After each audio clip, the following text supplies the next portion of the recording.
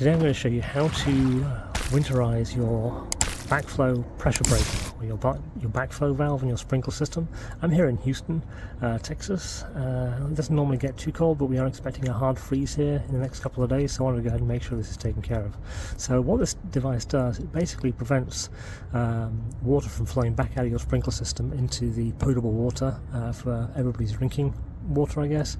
But these are really expensive, and they do have a tendency to burst around kind of here if they're not winterized properly. Now, as you can see, I've got insulation on this one, which is great. That's one step, but this still really needs protecting.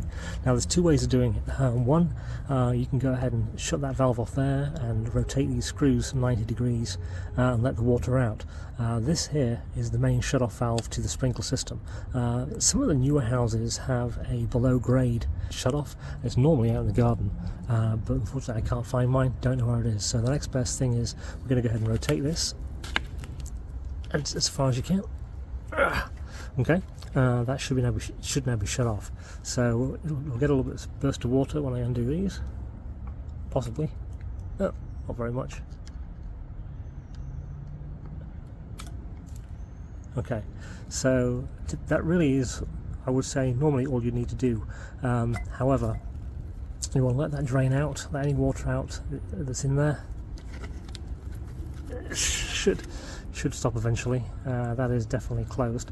And then what I'm going to do is you want to insulate these pipes. Now, I say they are fairly well insulated, but I've actually purchased a bag to put over here. But you just need to wrap it with some blankets or something, and then maybe put a tarp over it if you don't have a special bag. But they can be found on Amazon. I'm going to leave a link in the description down below for that. They're available in different sizes and they work really well.